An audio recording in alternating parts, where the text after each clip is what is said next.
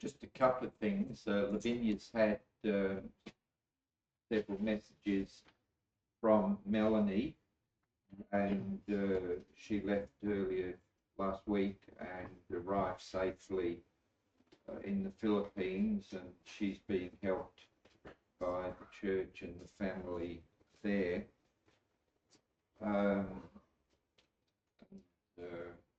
Thank you to everybody who gave to help her. Also, I was just standing at the back there and reading the placard, and tomorrow's the 25th anniversary of the opening of this hall. So 25 years have gone by, which is like everything else, it just goes so quickly. I want to do a bit of history today, a bit of prophecy.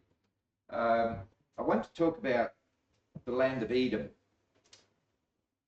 The historical land of Edom, as you can see, is here to the south of the Dead Sea, and it extends down to the northern tip of the Gulf of Aqaba, which is the northeastern arm of the Red Sea. The land of Edom was about 160 kilometres from north to south, and it follows the Great Depression that goes through from the Dead Sea right down to the Red Sea. This is the lowest land level on earth. It's a great sort of deep running area there, and that runs along through Edom there, and to each side of that depression are steep mountains that are about 1,000 meters, 3,500 feet high. The land has some fertile areas, but it is also rather dry and rocky. It's probably best known for the town of Petra, which isn't shown there. I think from memory it's about halfway down. You may have seen it in tourist brochures and shows on television, but it's a place where you've got ornate buildings carved into the sides of rock, and that has become a tourist place in present times. But Edom is mentioned a lot in the Old Testament, and particularly it appears in prophecies about its downfall. And you've got those prophecies in Old Testament books like Isaiah, Jeremiah, Ezekiel, and Obadiah, as well as others as well. And those prophecies tell us something about the reliability of the Bible.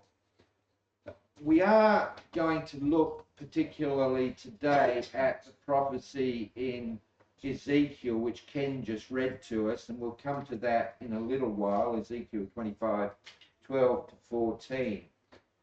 It is mentioned elsewhere. In fact, some years back, I think it was in a Wednesday night series, we looked at the book of Obadiah, one of the minor prophets in the Old Testament, and that deals with the fall of Edom, looking at it in some detail. But coming back to Ezekiel the prophet, Ezekiel worked with the Jewish captives in Babylon. The people of Judah had been taken into Babylonian captivity in 3 attacks between 606 and 586 BC, and that captivity would last until 536 BC, and Ezekiel was working with them during that time. Now, if you look at Ezekiel 24 and verse 1 and Ezekiel 26 and verse 1, and there's no need to go there right now, but it gives us an idea of dates. Ezekiel's prophecy in Ezekiel 25 occurs within that time frame. So we've got dates in Ezekiel 24, dates in Ezekiel 26, So on that basis, it may well be that the prophecy about Edom in Ezekiel chapter 25 occurs somewhere between about 588 and 586 BC. So just before the fall of Jerusalem to the Babylonians. And the history of Edom, indeed the nation of Edom, is linked very much to Esau. Esau and Jacob were the twin sons of Rebekah and Isaac. And they were born in round figures somewhere around 2000 BC. Their relationship was not a positive one. Rebekah, even at the time when the twins were still in her womb, made the comment that they were struggling with one another. Then, after the boys were born and grew up, Esau gave up some of his privileges as the firstborn to his brother Jacob. Jacob manipulated him. You might remember that Esau said, "I'm starving." So Jacob said, "Well, okay, give me your rights as the firstborn," which entitled Esau to the bigger share of the inheritance. But Esau didn't care about that sort of thing. And in that, you've got an illustration of the character of the two brothers. Jacob could manipulate his older brother, and he did so on a couple of occasions. And Esau, on the other hand, was he lacked determination. He was a bit lazy in that he just didn't really value things and wasn't zealous about them. A bit later on, you remember that Rebekah gets Jacob to deceive his father Esau, and thus, to deceive his father Isaac, and thus Isaac is tricked into giving Esau's blessing to Jacob. And as a result of that, Esau says, "Right, Jacob, you're a dead man." And so Jacob then is sent a long way to the northeast. It's too far north on that map, but he's sent up to the city of Haran, and there he marries and he has children. His 12 sons would go on to become the 12 tribes of Israel. Years later, Jacob returned to Canaan with his wives, his children, his livestock, and so forth. And the two brothers are reconciled at that time, and both of them prosper in the land. Indeed, so much so that their herds grow so big that they need to separate. And so Esau heads down into this region south of the Dead Sea, and he and his descendants become the nation of Edom.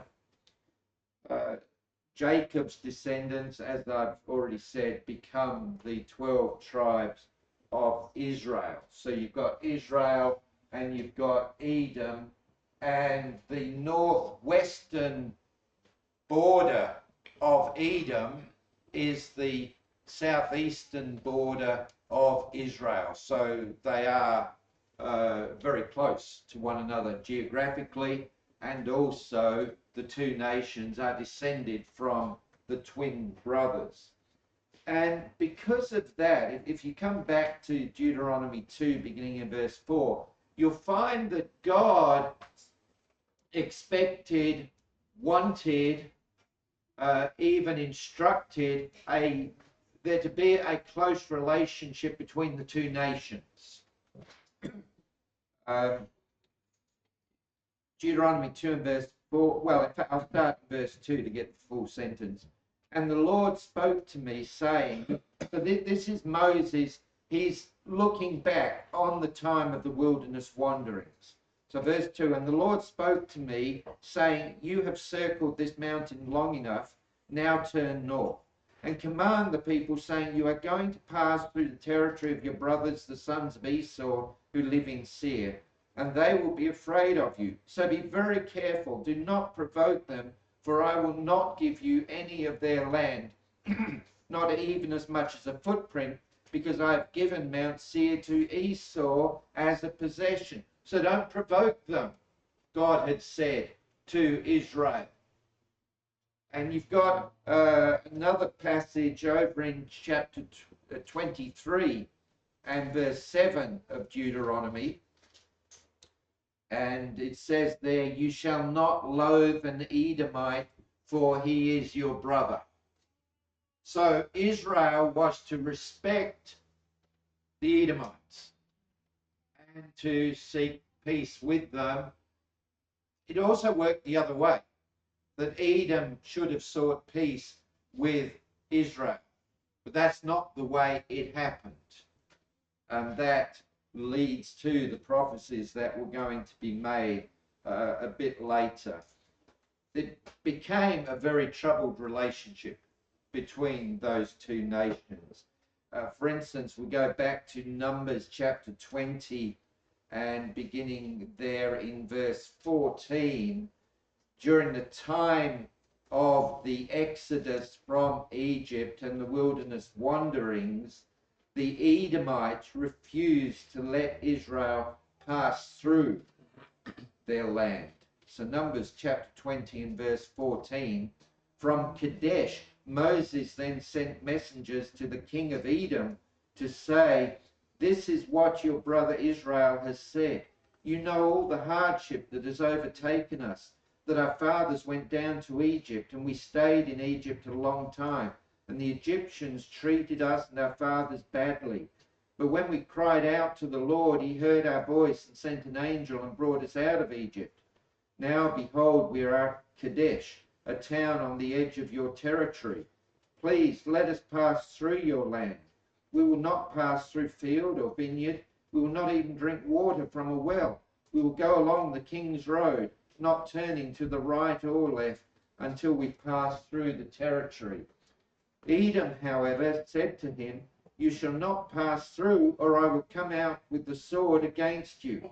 Again the sons of Israel said to him, we will go up by the road, and if I and my livestock do drink any of your water, then I will pay its price. Let me only pass through on my feet, nothing more. But he said, you shall not pass through. And Edom came out against him with a heavy force and a strong hand. So Edom refused to allow Israel to pass through his territory. Then Israel turned away from him.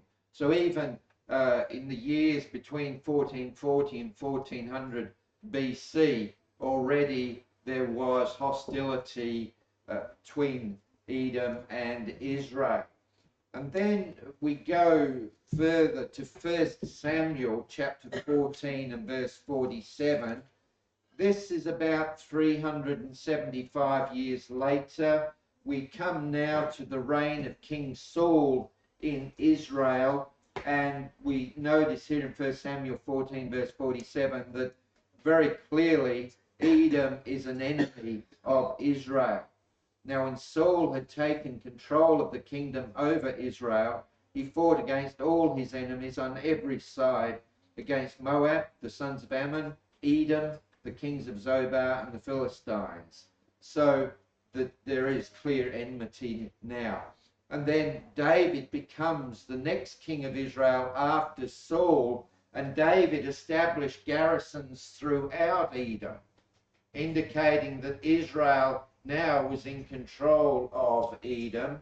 We go ahead maybe another 100 years to the time of Judah's king Jehoshaphat, and during this time some of the Edomites sided with the Ammonites and the Moabites to attack Judah, but God caused this enemy alliance to turn upon one another, so that didn't get anywhere. And then, well, even at that time, Edom was still under the control of Judah, and the Edomites joined an alliance between Israel and Judah to fight Moab. So here they worked together. Later, in the reign of Judah's king Jehoram, Edom rebelled against Judah and appointed their own king. Then there was a further attack against Edom by Judah's king Amaziah. That was something like 180 years later. And then another 20 to 40 years later, during the reign of Judah's king Ahaz, when Judah had already been attacked by Israel and by Aram, the Edomites attacked Judah and took captives. And that's one of the times where Edom actually takes advantage of Israel being under attack from other sources. And Edom gets in there and takes advantage of Israelites. We then come over to Psalm 137, and I want to read that. Psalm 137, verses 1 to 7. This brings us to the time of the Babylonian captivity. The northern kingdom of Israel has gone into Assyrian captivity. That was in 721 BC. Then in a series of attacks between 606 and 586 BC, the people of Judah, the southern part of the kingdom, were taken to Babylon and taken into exile there. And this is their cry of lament whilst they're in Babylon. So Psalm 137, beginning in verse 1. By the rivers of Babylon, there we sat down and wept when we remembered Zion. Upon the willows in the midst of it, we hung our harps. For there our captors demanded of us songs, and our tormentors jubilation, saying, sing for us one of the songs of Zion. Sing! Be happy! Show us your musical talents. But the reply comes back from the people of Judah. How can we sing the Lord's song in a foreign land? If I forget you, Jerusalem, may my right hand forget its skill. May my tongue cling to the roof of my mouth if I do not remember you, if I do not exalt Jerusalem above my chief joy. Remember, Lord, now Israel speaks to God. Remember, Lord, against the sons of Edom, the day of Jerusalem, those who said, lay it bare to its foundation. So again, there's this picture of Edom a second time, watching on as Judah falls victim to the Babylonian attackers, and the Edomites gloat over that. In fact, if you go a little bit further to the book of Obadiah, you'll see they didn't just gloat over Judah's downfall, they once more took advantage. So you go to the minor prophets, Hosea, Joel, Amos, Obadiah, or in your case, if you read Bibles, press the button. And Obadiah verses 1 and 2, there's only one chapter. The vision of Obadiah. This is what the Lord God says concerning Edom. We have heard a report from the Lord, and a messenger has been sent among the nations, saying, arise, and let's go up against her for battle.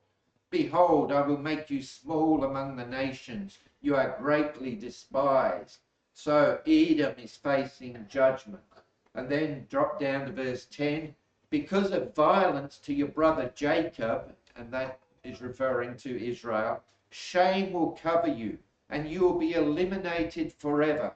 On the day that you stood aloof, on the day that strangers carried off his wealth, and foreigners entered his gate and cast lots for Jerusalem, you too were one of them, or as one of them. Do not gloat over your brother's day, the day of his misfortune, and do not rejoice over the sons of Judah on the day of their destruction. Yes, do not boast on the day of their distress. Do not enter the gates of my people on the day of their disaster. You indeed do not gloat over their catastrophe, on the day of their disaster, and do not lay a hand on their wealth on the day of their disaster. Do not stand at the crossroads to eliminate their survivors, and do not hand over their refugees on the day of their distress. God said you shouldn't do those things, but Edom had done those things, seeking to grab what they could, even seizing the fleeing people of Judah and giving them to the Babylonians. So that's the brief history of relationships between Israel and Edom.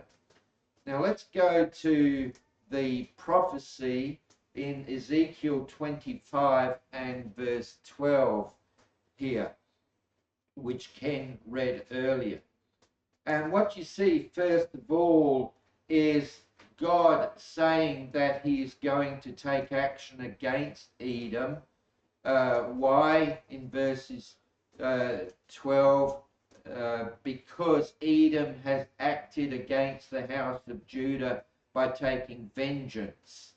And then in verse 13, God goes on to say what he is going to do to the nation of Edom. Verse 13, I will reach out with my hand against Edom, eliminate human and animal from it. I will turn it into ruins from Teman even to Dedan. We haven't got those towns on that map. And then I've lost my place. Verse 14, I will inflict my vengeance on Edom by the hand of my people Israel. So God would use Israel against Edom. So there's a judgment day coming, says God, because of what Edom has done to its brother nations. So as I said earlier, that prophecy in the book of Ezekiel may be somewhere around 588 to 586 BC. God is going to deal with that nation, as indeed he deals with many other nations in the Old Testament. So what happened? There's a prophecy of what God is going to do. What happened? Well, I'll piece together the history thereafter, but I'm taking material from a range of books here, so some of it may seem a bit disjointed. But anyway,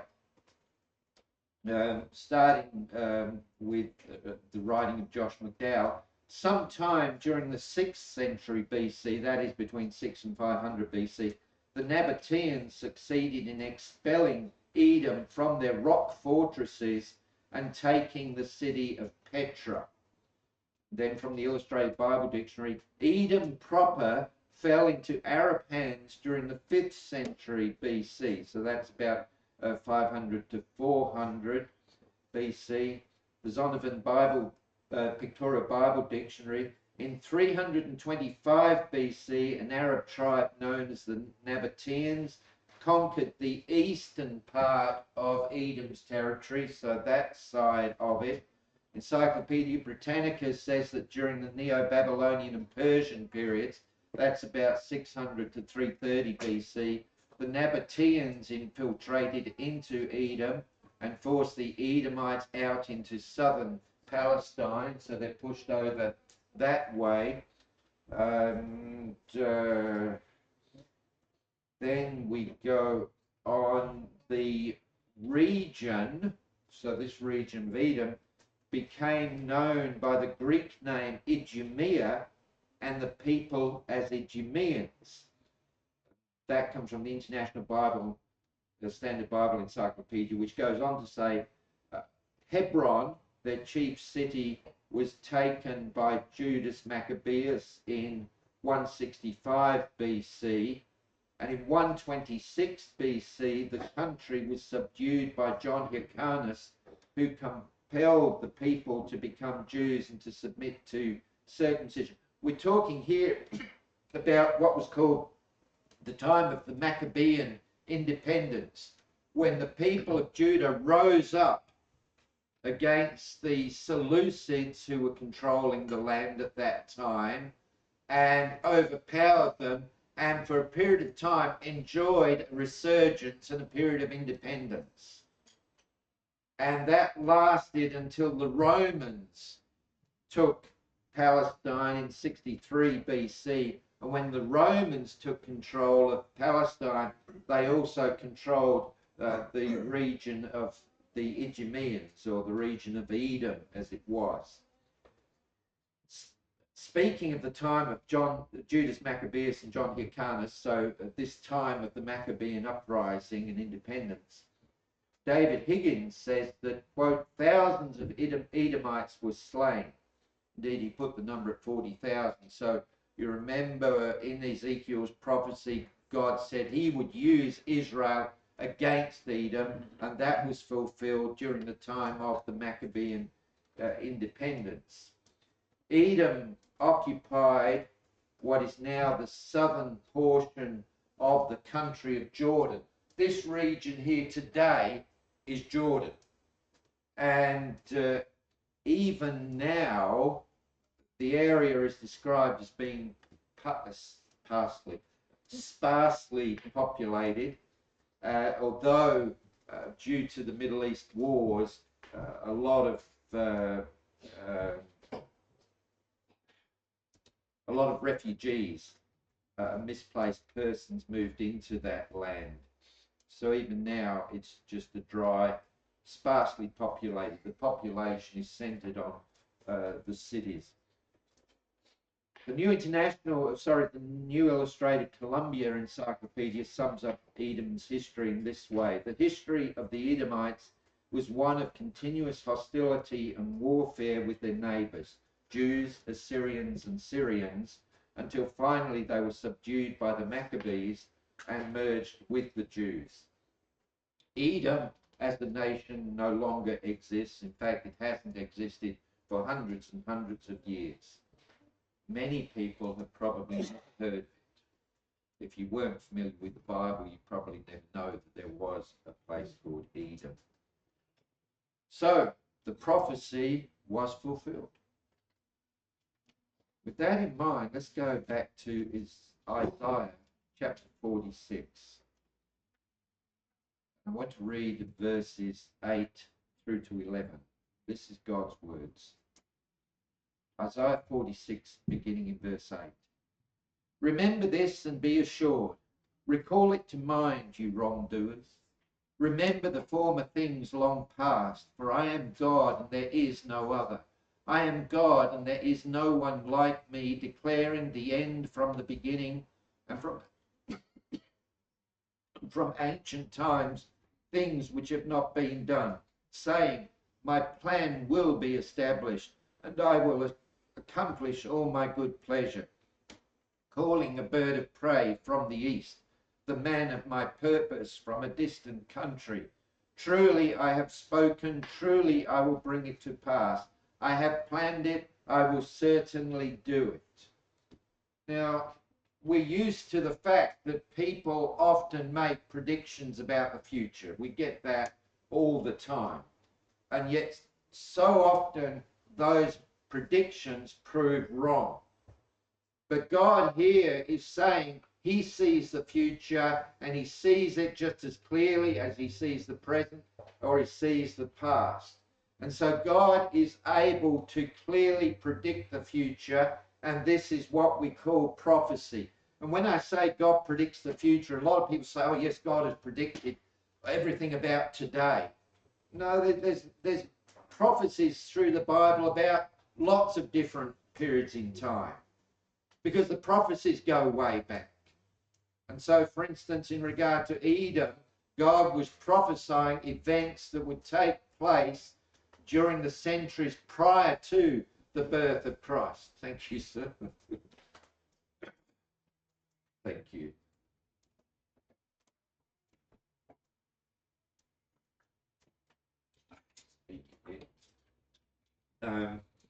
So, the prophecies are true, and there's many of them, and we see it again and again. It's true with prophecies about Edom. Back in, I think, May it was, I talked about prophecies regarding Lachish And over the years, we've talked about various prophecies concerning Jesus Christ. They all come true. Now, many people believe that because Christianity is based upon faith, that Christianity has no substance. It's merely wishful thinking. You're just hoping that there's a God. You're hoping that there's a heaven. But there is such a thing as evidence-based faith. For instance, many of us fly from time to time. McGates left yesterday, I think it was, to fly to Singapore. Now, every time you board an aeroplane, you don't know for certain that you will arrive. Lavinia and I were on a flight some years ago where we hardly got to the runway and we had to turn back. The pilot said, oh, something's just fallen off the plane. And so we had to go back and get it fixed. And even then, when we got to our destination, they couldn't get the plane down. We had to fly on to Brisbane because of severe storms. Now, we don't know, as I say, that we will definitely arrive, but we've got good reason to get on the plane. We can have faith, we can have strong faith that we will be okay. Because day by day around the world, thousands and thousands of people fly from one destination to another and they get there safely.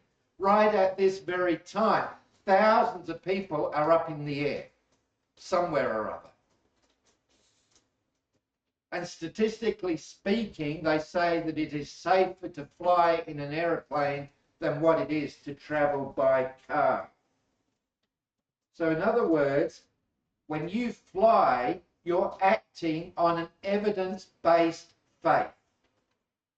Plane travel is safe and the statistics show that. Well, similarly, Christian faith is based upon evidence, and I have talked about that many, many times down through the years. I've talked about historical evidence, for instance. But another area that we can talk about is the evidence of biblical prophecy. Some try to deny that.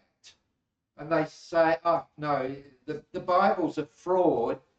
It wasn't written before the times that were prophesied. Those things were written about after those times to look like a prophecy. But we now know the Bible is indeed very old. It wasn't a late forgery. And we've got, for instance, the existence of the Septuagint, which is the translation of the Hebrew Old Testament into Greek, and that was done between the 3rd and the 2nd centuries BC. So for there to have been a translation, then the Hebrew had to exist prior to that. We've got other evidence as well, particularly from the Dead Sea Scrolls, about how old the Bible is, and then there's the detailed historical and geographical accuracy and so forth. All of this pointing to the early writing of the Bible. And the Bible contains prophecy after prophecy, and when you study the details and you study the history, you find that those prophecies are accurate. Those prophecies, one after another are fulfilled, and that gives us more evidence that the Bible is indeed reliable and that you can trust what it has to say. And when you combine that with historical accuracy, with the evidence for the resurrection of Jesus Christ, you've got every reason to believe in the existence of God, the deity of Jesus Christ, the truth of Christianity, and so forth and so on. And therefore, if you are a Christian, you've got every reason to stay a Christian and not to give up, but rather to grow in the faith. If you're not a Christian, you've got every reason to look at the detail and to look at what God is saying and to believe it and to follow it and to commit yourself to God through Jesus Christ, through faith and repentance and baptism. We can believe. Therefore, we need to trust this book and follow this book. Let's stand and sing.